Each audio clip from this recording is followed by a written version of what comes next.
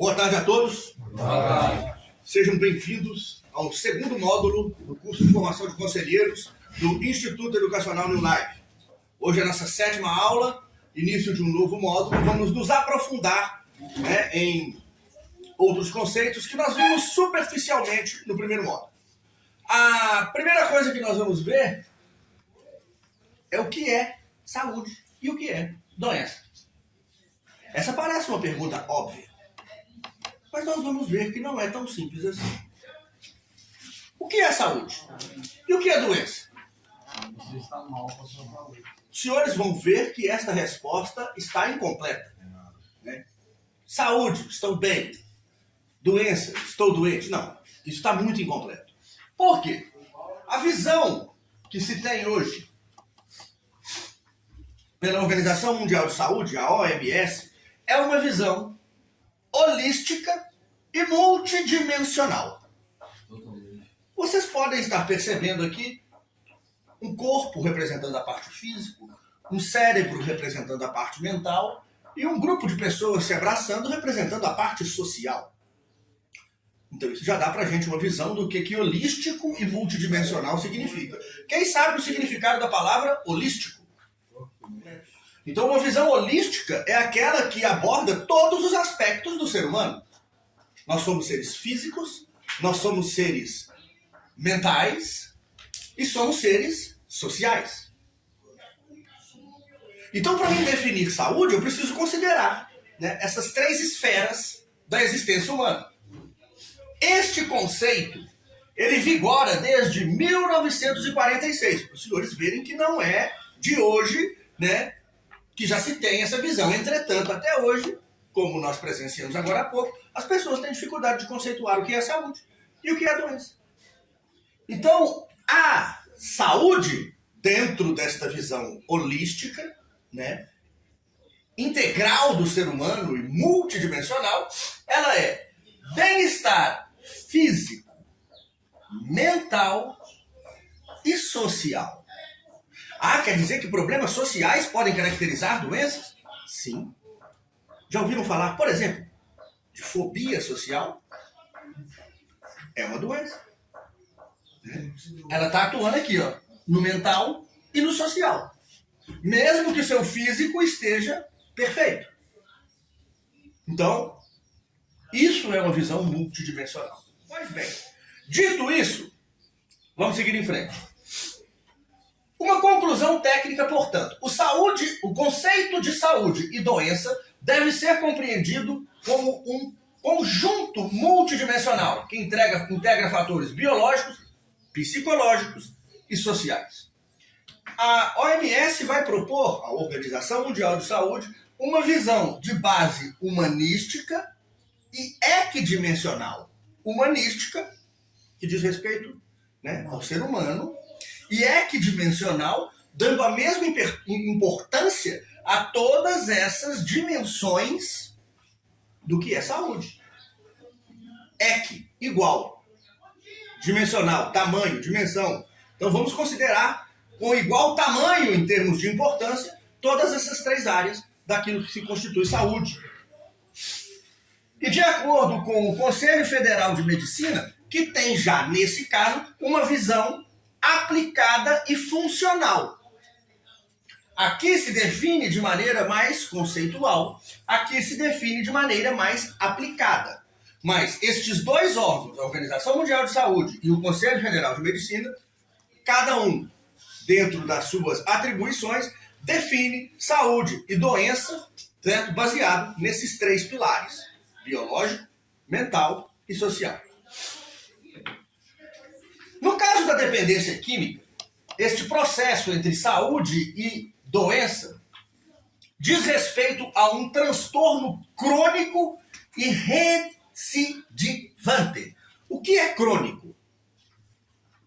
Agora estamos falando especificamente disso aqui. Dependência química é considerado um transtorno. Ótimo. O que é um transtorno crônico? Já pesado, já permanente, crônico permanente. Está melhorando. Eu vou dar um exemplo de uma doença crônica. Diabetes. É incurável, já passou do limite. Eu vou dar um já. exemplo de uma outra doença crônica, glaucoma. Então, essas doenças crônicas, elas necessitam do quê? Manutenção e acompanhamento constante. Quem tem glaucoma vai ter que pingar o colírio o resto da vida. Né? Corre o risco de ficar cego se não pingar. Igual a nossa doença, no caso. Crônico. Trazendo para a nossa realidade, e até associando a um jargão de narcóticos anônimos, incurável, progressiva e de fins fatais se não for detido em algum momento. Incurável. Mas não tem cura. Tem tratamento, mas não tem cura. E o que é recidivante? É aquela doença aonde os sintomas não param de se manifestar. É aquela doença que você está sempre lutando contra ela. Ela não abranda, vamos dizer assim. A sua diabetes, ela fica mais leve com o passar do tempo? Vira e mexe, você tem problemas com ela, não é? Desta mesma forma, nós, dependentes químicos, né?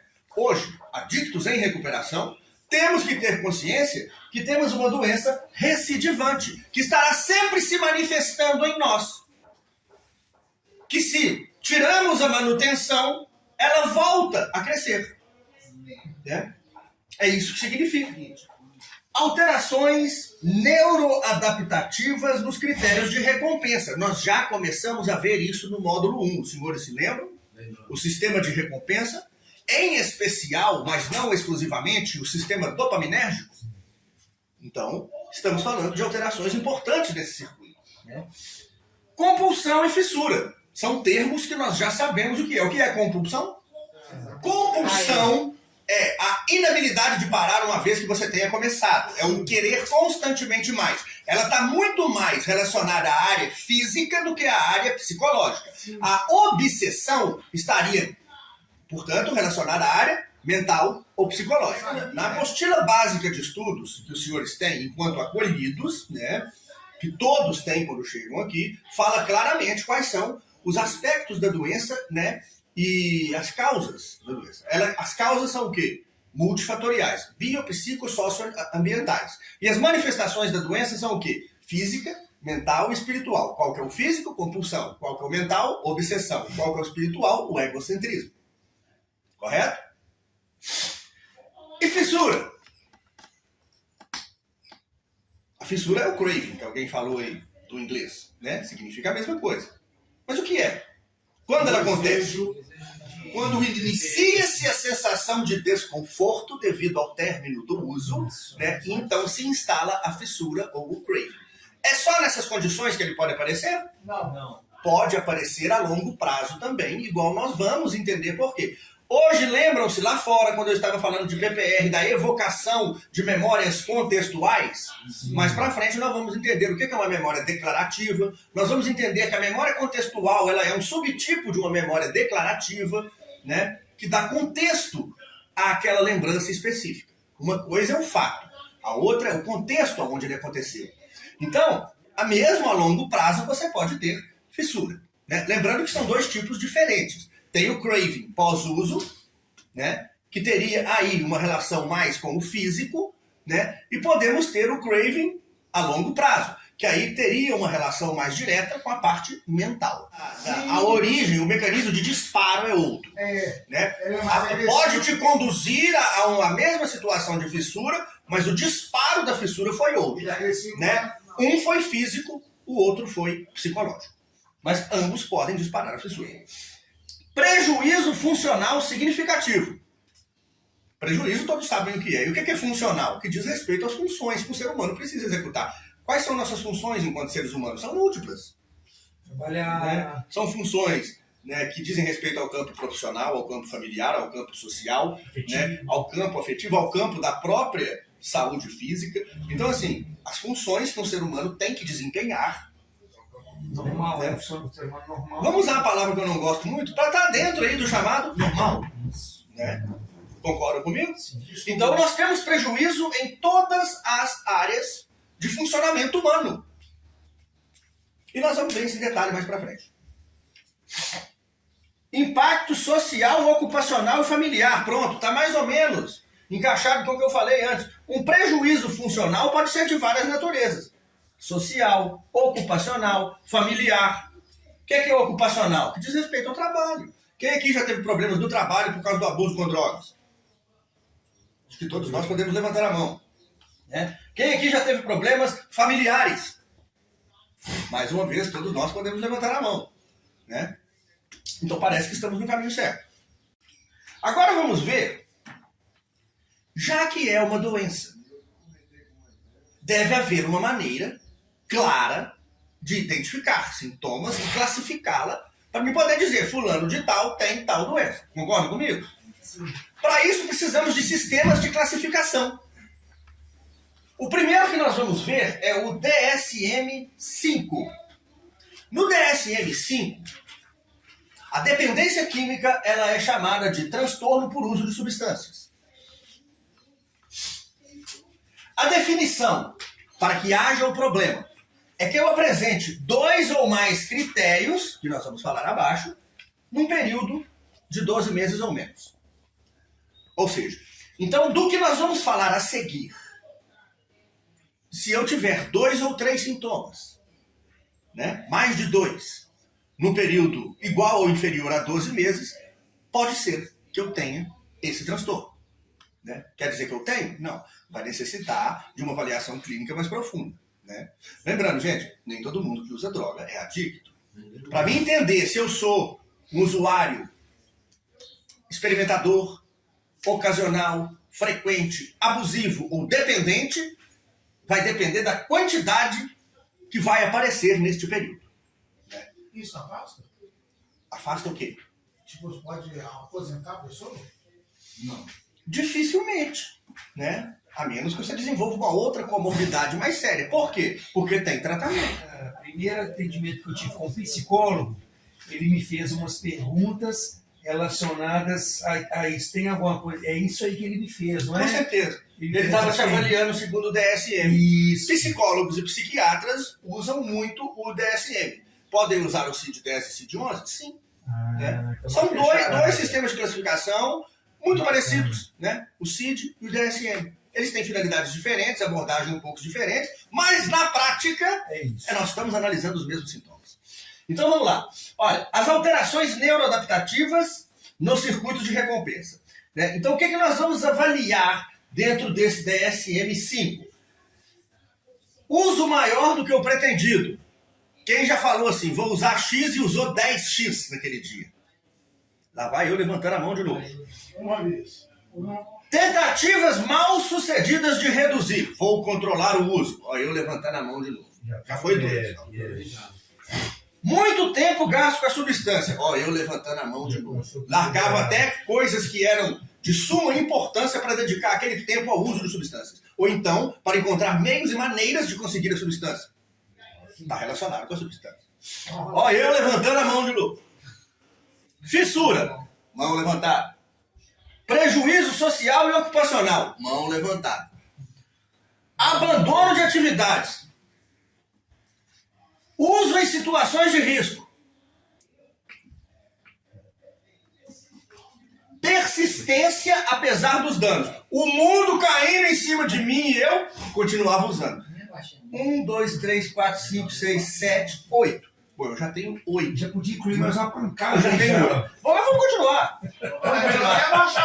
Então veja bem. Eu tenho 8, tá? Não sei quantos os senhores contaram. Agora veja bem. Aqui, olha só. Se o transtorno for leve, transtorno leve, de 2 a 3 critérios. 4 a 5, moderado. Mais de 6, grave. Parabéns. Somos doentes graves dessa doença. Agora vamos falar um pouquinho do CID-10. E vocês vão ver como que é bastante parecido. CID-10, Classificação Internacional de Doenças, versão 10. Em qual versão estamos agora? 11. Muita gente usa 10 ainda? Usa. Está mais acostumado. O 11 mudou um pouco os critérios, por exemplo. Né? Vocês estão acostumados com o CID-10, F, tal, ponto tal. Né? Mudou um pouco. Agora é um código alfanumérico, que envolve letras e números. Né? Então, até todo mundo se acostumar, vocês vão ver laudos com CID-10, laudos com CID-11, até o CID-11 ser realmente consolidado. Critérios! Ó, agora nós estamos falando o quê? 2 ou mais critérios em 12 meses. Pô, os critérios continuam a mesma coisa. Né? Olha aqui pra você ver, leve, moderado e grave continua a mesma coisa. Mas quais são os critérios? Uso maior que o pretendido, estava lá também. Tentativas mal sucedidas de reduzir, estava lá também. Muito tempo gasto com a droga, estava lá também. Fissura, estava lá também. Prejuízo social ocupacional, estava lá também. Abandono de atividades, estava lá também. Uso de situação de risco, estava lá também. Persistência de usar apesar dos danos, está também. Só que inclui tolerância e abstinência. Que são critérios, vocês vão concordar comigo, um pouco mais técnicos do que isso aqui. Aqui nós estamos falando de coisas observáveis, né? De comportamento, né? De coisas que são possíveis de se observar. Aqui nós estamos falando de coisas que acontecem aqui dentro, né? Que nem sempre você pode observar. Você pode inferir pelo comportamento, mas você não enxerga a tolerância e a abstinência do cara. Entenderam o que eu estou querendo dizer? Aqui nós trouxemos 2 critérios um pouco mais técnicos, um pouco mais relacionados com a questão da neuroadaptação. CID-11, uma nova abordagem diagnóstica atualizada. Ok? Então aqui, olha como é que entra. Compulsão, perda de controle, tolerância, abstinência, uso persistente e prioridade dada ao uso. Percebe que mudou o enfoque? É mais técnico. É mais técnico. Mudou o enfoque, não mudou? Aquelas questões mais relacionadas à observação comportamental foram suprimidas e deram lugar a termos mais técnicos, que no final das contas iam te levar àqueles comportamentos observados, sem dúvida. Né? Mas mudou um pouco o enfoque, a abordagem. Ele é flexível e adaptável culturalmente. Percebe aqui que aqui já não está escrito leve, moderado ou grave? Isso depende muito. Né? Então, essa flexibilidade cultural aqui é algo importante que surgiu no CID-11. Concordo, tem muita coisa que precisa melhorar. Eu, particularmente, sei de pouca coisa, não posso dar pitaco numa área que não é minha. Sim, ficou mais objetivo, né? Mais direcionado. Por exemplo, uma tribo indígena que usa uma certa substância para um ritual religioso, como o pessoal que usa ayahuasca, né? Sim. Você não vai falar que ele é dependente. Mesmo porque pode ser que não seja. A questão é o seguinte, dependência química, vamos generalizar. Vamos pegar o CID-10, por exemplo. Transtorno por uso de substâncias. Eu tenho uma gama de CID desde o 10 ao 19, ponto. 1, 2, 3, 4, 5, 6, 7, 8, 9. Tem um monte de coisas que pode estar envolvido com o transtorno. Nem todo mundo que é usuário é dependente, nem todo mundo que é usuário frequente é dependente, nem todo mundo que é usuário abusivo é dependente. Existe uma diferença entre usuário abusivo e dependente químico. Tem pessoas que quando bebem muito, mas ficam longos períodos sem usar. Então ele é chamado o binge drinker. Né? Lembra que eu falei da palavra binge, que significa maratonar, dar continuidade a? Então, o binge drinker é aquele que começa a beber, aí ele vai embora. Ele bota o engradado debaixo da mesa, enquanto não enche, ele não sai. Entendeu? Mas aquilo ali não causa isso. Entendeu? Agora, existe o risco do usuário evoluir desde experimentador, passar para ocasional, passar para frequente, passar para abusador e chegar a dependente? Sim. Todo mundo começou experimentando, concorda comigo? Nós chegamos até aqui, outros pararam em estágios anteriores. Mas vai saber se eles não vão evoluir se continuarem. A grande questão é, vai pagar o preço? Vai pagar para ver? Então, aqui, ó. Muito bem.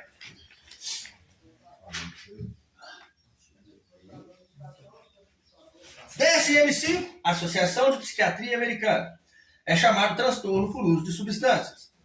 Tem 11 critérios operacionais. 2 critérios, que é o mínimo, a gravidade leve, moderada ou grave, a ênfase é no prejuízo funcional e comportamento. Prejuízo funcional e comportamento. Certo?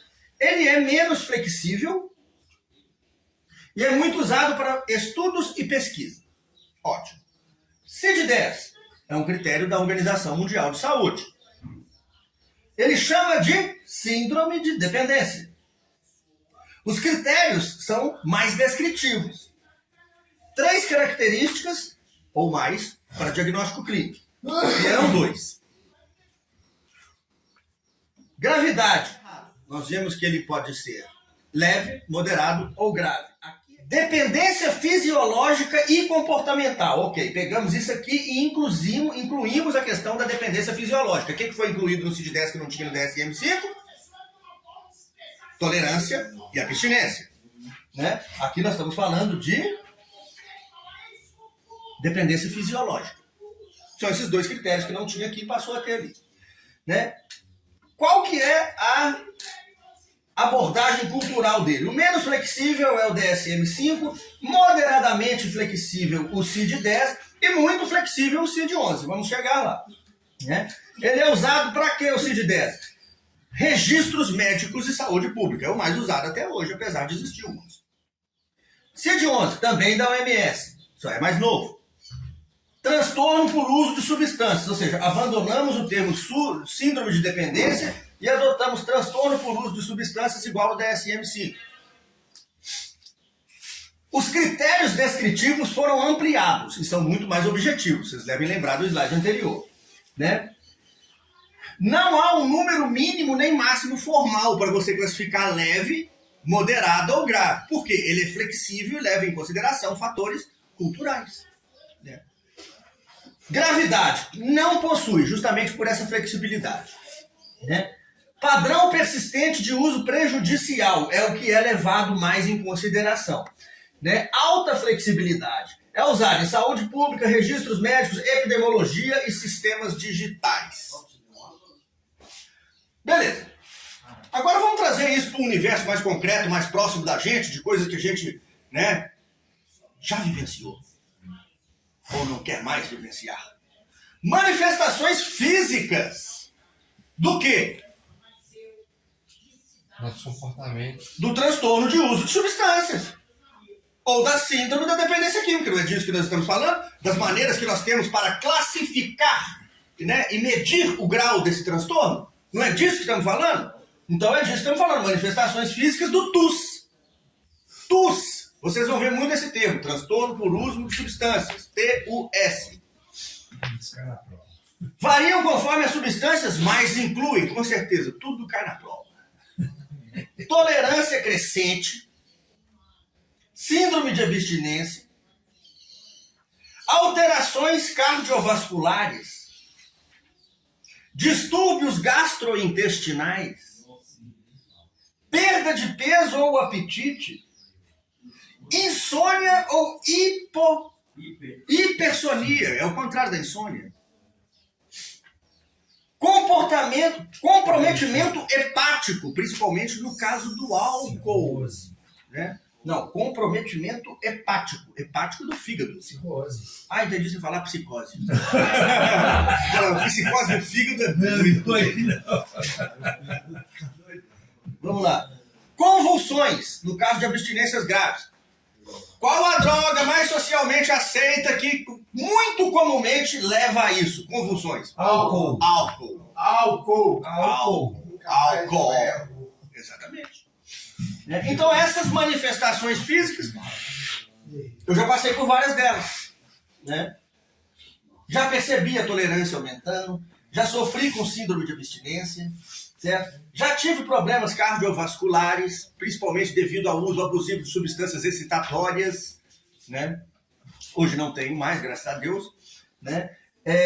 Distúrbios gastrointestinais, eu tinha isso direto, né? Direto. Perda de peso, eu estou pesando hoje 96 quilos. 96 quilos, né? Eu cheguei a 74. Que isso? Eu estava com 74, né? Depois da minha última recaída. Mas dá pra ver que agora é puro músculo. 74. Um verdadeiro monstro. Né? É uma diferença considerável, né? Nós estamos falando de 22 quilos de diferença. Musculatura. Né? Músculo. O pânceps, então, é o maior de todos. Né? Insônia, eu tinha direto, cara. Eu não conseguia dormir, não. Eu também não. E não era só no uso, não. Era sem o uso. Eu não conseguia, não conseguia dormir. Aí que tá para enganar o psiquiatra os diazepínicos, né? Hoje eu durmo com facilidade, cara, que eu até me assusto. Entendeu? Pode fazer bagunça, pode ter pernilongo, pode ter pessoa roncando, não me incomoda, nada me incomoda. Eu deito em 15 minutos eu tô dormindo. Graças a Deus. Graças a Deus. Certo? E acordo renovado, alegre, pronto para um novo dia e infinitas possibilidades. Quando eu não dormia, não tinha isso, não. Quando eu não dormia, eu acordava levantando corrente. Dormia 3, 4 horas por noite, né? Por quê? Nós já sabemos por quê. Porque o sono, ele restaura, né, o seu cérebro, né? Reequilibra os transmissores, limpa seu cérebro, né? Tem também outra coisa também, né? O seu cérebro gasta energia, ele precisa de repor o ATP que ele está queimando, ele vai fazer isso à noite. Né? ATP, adenosina trifosfato, né? Lá dentro da mitocôndria, respiração celular, enfim, não vem ao caso. Manifestações psicológicas. Fissura intensa. Lembra que eu falei? A fissura ela pode ser de duas naturezas. Aqui nós estamos focando naquela fissura que é psicológica. Né? Ansiedade, irritabilidade e agitação. Era eu. Ansioso, irritado. Ô, cara, sem brincadeira. Se eu estivesse carregando um negócio, o trem caísse da minha mão, caía no chão, eu ia soltar 1 milhão de palavrão só por causa disso. Se caísse uma gota de coisa que eu estivesse bebendo na minha blusa, é perigoso eu rasgar a blusa todinha de ódio. Irritabilidade. Né? Agitação. Senta, levanta, vai na cozinha, abre a geladeira, volta, fecha, levanta, senta no sofá, levanta. Humor deprimido ou instável. Minha vida era isso aqui. Ou era eufórico ou deprimido. Eu não tinha um meio termo. Negação do problema. Não, peraí. Está sob controle. Né? Amanhã eu resolvo isso. Vai dar certo. Semana que vem eu Vai paro. dar certo. Vai dar certo. Vai dar certo. Vai dar certo. Baixa tolerância à frustração. Sim. Qualquer coisa que não saísse do jeito que eu queria me incomodava profundamente. Estou em todos de novo. Se fosse para levantar a mão, eu estava com ela até dura aqui já. Manifestações comportamentais. Vamos ver se a gente vai identificar com isso. Perda de controle sobre o uso. Não estamos aqui à toa. Uso solitário ou secreto. No início do meu uso, era um uso social. Né? Eu usava com amigos, eu saía para balada, era assim. No término da minha carreira, lá no fundo do poço, né, eu só ficava escondido em buracos usando sozinho. Né? Mentiras, manipulação e racionalizações. Mentira todo mundo sabe o que é, manipulação todo mundo sabe o que é. É o que a gente faz com os outros, né, por causa do nosso egocentrismo. Enxergamos eles como meros objetos que nós podemos manipular para continuar usando. Encontrar meios e maneiras de continuar usando. E o que é racionalização? A justificação por si seria desculpas plausíveis, porém inverídicas. Isso é uma justificação, certo? A racionalização é eu tentar encontrar razão para essa justificativa. E a racionalização é quando eu tento atribuir razão às minhas justificativas. Entendeu? Abandono de responsabilidades. Que responsabilidade que eu tinha, cara? Quer saber? Eu não cuidava nem de mim, nem do meu filho. Do que eu ia cuidar? Né? Eu ia preocupar com o emprego? Com qualquer outra coisa? Claro que não. Eu não lavava nem os pratos que estavam cheios de mosquito em cima da minha pia, mano. Redução de atividades sociais e recreativas. Pra quê? Isso não me trazia prazer. Eu vou fazer isso pra quê? Vamos ao cinema? Não. Usar droga dá prazer mais rápido. Vamos jogar uma bola? Não. Usar droga dá prazer mais rápido. Nada me interessava, porque nada me causava prazer. Eu estava num estado de anedonia. Por causa da dessensibilização do meu sistema de recompensa. Ao ponto de que as atividades recreativas naturais que não envolviam drogas perderam todo o interesse para mim. Uso em situações de risco, dirigir, operar máquinas. É um milagre eu estar vivo. É um milagre eu estar vivo. Mas não é só isso que traz risco, não, entendeu? A gente se coloca em risco de múltiplas formas, entendeu? Na adicção ativa. Pode... Ô, mano, Podia estar tendo tiroteio na quebrada, velho. Eu entrava lá dentro, eu dava um jeito de pegar e saía. Busca compulsiva da substância. Quem já saiu de madrugada, cara, na loucura, pra rua fora? 15 quilômetros. Começou da madrugada, voltei e tava dando. Eu saí de casa com a perna quebrada, mano, engessada. Entendeu? De muleta, andei 5 quilômetros de muleta, fui lá, peguei, voltei, entendeu? Regacei o gesso todo, sujou tudo, cara, mas peguei a barata.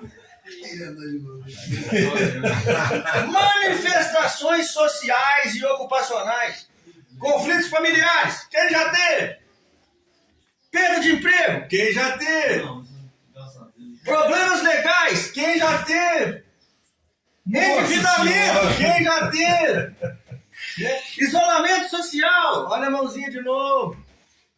Violência doméstica ou comunitária. Já tive.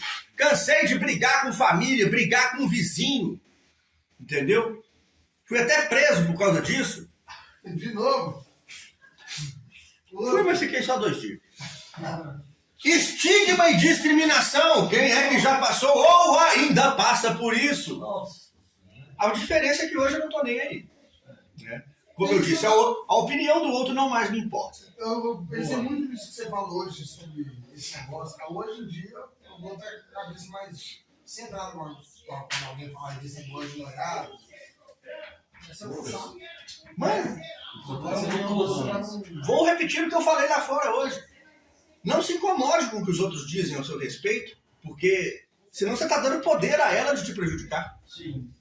Né? Você fazer o certo, não usar Marcha. marcha Bastante ali. É isso aí, mano. Você sabe quem você é? Você sabe o seu verdadeiro valor? Pronto, é só você mesmo que tem que saber. Se o resto reconhecer isso um dia, beleza. Se não reconhecer, continue seguindo em frente como se nada tivesse acontecido. Evolução e prognóstico. Então vamos lá. A dependência química é um transtorno crônico e recidivante, mas com alto potencial de recuperação quando há. Agora vem os quandos, né? Ó. Intervenção precoce. Ou seja, eu não preciso esperar estar no fundo do poço para procurar ajuda. Ou se alguém puder fazer isso por mim antes de eu chegar no fundo do poço, também é válido. Fizeram isso por mim várias vezes. Né? Mais especificamente o meu pai. Senão, eu acho que eu não estava aqui não. Valeu, pai. Tratamento multiprofissional.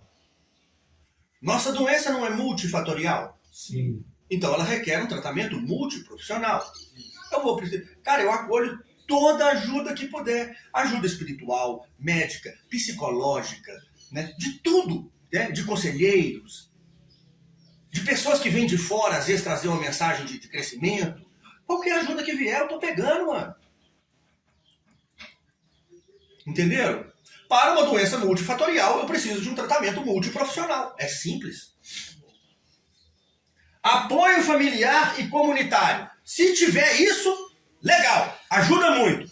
Mas se não tiver, faça por você mesmo. Sim. Entendeu? Isso aqui é uma coisa que ajuda, mas não é essencial. Não é necessário se você não tiver. Né? Não vou dizer que dói, que não dói não ter isso. Dói. Mas quem quer se recupera de qualquer forma, mano. Independente da tempestade. Estratégias de prevenção de recaída. Falamos sobre o que hoje lá fora? PCC, PPR, Estratégia de prevenção de recaída. Né? Políticas integradas. Acolhimento contínuo. Cara, é só aqui dentro que eu tenho que tratar a dependência química? Não. Aonde eu posso buscar formas de acolhimento lá fora? grupos NA, igreja, Grupo de família. AA, grupo de NA, família, igreja, pastoral da sobriedade, grupo de estudo. Cara, qualquer galera que não usa droga e estiver fazendo uma coisa de crescimento, você cola que dá certo. Entendeu? Sabe uma coisa que eu gostava muito? Clube do livro, Ó, Vlad, uma coisa que clube do filme. mas tem um ex-acolhido do padrinho, que ele sempre vem aqui e faz uma visita pra gente. tá fazendo manutenção dele. Claro. E isso ajuda ele a ficar sóbrio. Exato. Fica forte. Né? Acolhimento. Ele vem em busca de quê? De acolhimento. Quando ele entra aqui, ele é abraçado, todo mundo conversa. Acolhimento. E ele é muito amado aqui. Então, querido, acabou o tratamento? Beleza! Não precisa mais esquentar a cabeça. Não. Aí que mora o É aí que perigo. você vai esquentar mesmo. É aí que você vai correr atrás. É. Porque aqui tá muito fácil. Aí já vai Ele tem esquentar. droga. Aí, gente, se vocês estão achando que aqui tá difícil, eu tenho uma notícia que eu vou dar ela assim, sem anestesia. Lá fora é muito mais. Muito mais. Entendeu? A vida lá fora é muito mais difícil. Você quer saber real? Aqui tem um sininho para te despertar, para você não perder o horário. Aqui tem comida na mesa na hora certa. Aqui tem pessoas que, antes de você cometer um erro grande, elas vão te avisar, vão te orientar, entendeu? Lá fora pode ser que você não tenha isso. Exatamente. Então aqui é muito mais fácil que Tá lá fora. cercado, né? Para aquele que acha que ficar internado tá difícil, eu tenho uma péssima notícia. Tá fudido. E eu não vou cortar isso. E o mais legal, Vladimir, que o William aqui, a maior condição é só uma doce, né? Pois é. Lá fora pode custar a sua vida. Exatamente. Estratégias de prevenção de recaídas e acompanhamento ou acolhimento contínuo. Aí, quando sair lá fora, gente, continuem com atendimento médico, atendimento psicológico, frequência a grupos de apoio. Se você tem uma religião de preferência, exerça. Se você prefere se conectar com Deus no silêncio, né, da sua forma pessoal, faça isso, mas dê manutenção no seu tratamento. E isso é o que veremos na próxima aula. Não vou entrar em detalhes, mas eu quero falar uma coisa. A recuperação é como uma escada rolante. Ela está correndo para baixo. E você está subindo nela correndo. Quando você para, você não fica no mesmo lugar. Você volta para onde você estava. Então, tenham isso em mente. Né? A caminhada é eterna. Quando você para, querendo ou não, você volta para o ponto inicial. Show de bola. Só por hoje.